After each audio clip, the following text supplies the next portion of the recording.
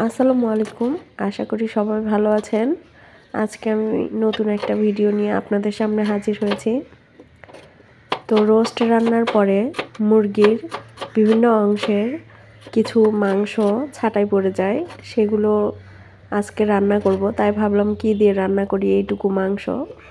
তো পরে আমার হাজব্যান্ড সুপার একটা আইডিয়া দিল যে সবজিও খাওয়া হবে, সবজি দিয়ে মাংসও খাওয়া হবে।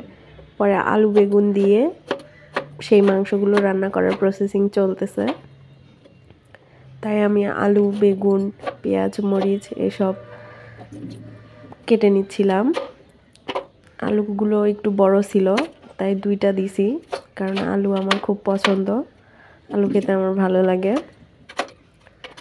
তো এইসব কেটে নিয়ে এবার মাংস ধুয়ে নিচ্ছি, ফ্রেশভাবে ধুয়ে নিচ্ছি। এবার এইটাকে আমি ম্যারিনেট করে রাখবো, এই জন্যই ধুয়ে নিচ্ছি, কারণ একটু ম্যারিনেট করে রাখলে মাংসর ভিতরে ভালোভাবে লবণ ঝাল এইসব প্রবেশ করে। তো এই যে হলুদ মরিচের গুঁড়া লবণ আদা বাটা জিরা বাটা রসুন বাটা একসঙ্গে দিয়ে আমি মাখিয়ে রেখে দিব ম্যারিনেট করে। এই জন্য আমি স্বাদ মতো লবণ মরিচের গুঁড়া দিয়ে নিচ্ছি। আপনারা চাইলে যে যার মতো সেরকমভাবে দিতে পারেন। এখানে আমি কোনো মেজারমেন্ট ইউজ করি নাই, আমার নিজের খেয়াল খুশি মতো দিছি, আমি যেরকম খেতে পছন্দ করি ঝাল ঝাল। তো এই তো এখন আমি মাখিয়ে নিব এটা নিয়ে। এবার আমি চুলাতে কড়াই দিয়ে দিব, দিয়ে পেঁয়াজ মরিচ ভালোভাবে ভেজে নিব। একটু সাদা মশলা আর দারচিনি দিয়েছি যাতে ফ্লেভারটা ভালো আসে। আর মুরগির মাংস রান্নায় একটু মশলা দিতে হয় হালকা। এবার আমি পেঁয়াজ লাল লাল করে ভেজে নেওয়া শেষে ম্যারিনেট করা মাংস দিয়ে দিছি কড়াইয়ের ভিতরে।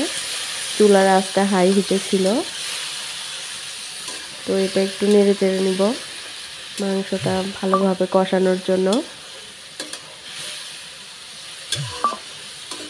এবার আমি এটাকে ঢাকনা দিয়ে ঢেকে দিব কিছুক্ষণের জন্য, এবং চুলার আঁচটা এই মুহূর্তে সামান্য কমিয়ে দিব, কারণ মাংস থেকে অনেকটাই তেল ছেড়ে দিবে এবং মশলা থেকেও তেল ছেড়ে আসবে। এতে কালারটাও সুন্দর হবে, মাংসটা খেতেও মজার হবে। তো এই সুযোগে আমি সবজিটা রেডি করে রাখছি এবং চাউল ধুয়ে নিব। আজান প্রায় দিয়েই দিছে, দুপুরের খাবার, তাই একটু তাড়াহুড়া করতেছিলাম। এই তো তরকারি বেশ সুন্দরভাবে কষানি হচ্ছে। এই মুহূর্তে কষানির শেষ পর্যায়ে আমি এখন সবজিগুলো ঢেলে দিব।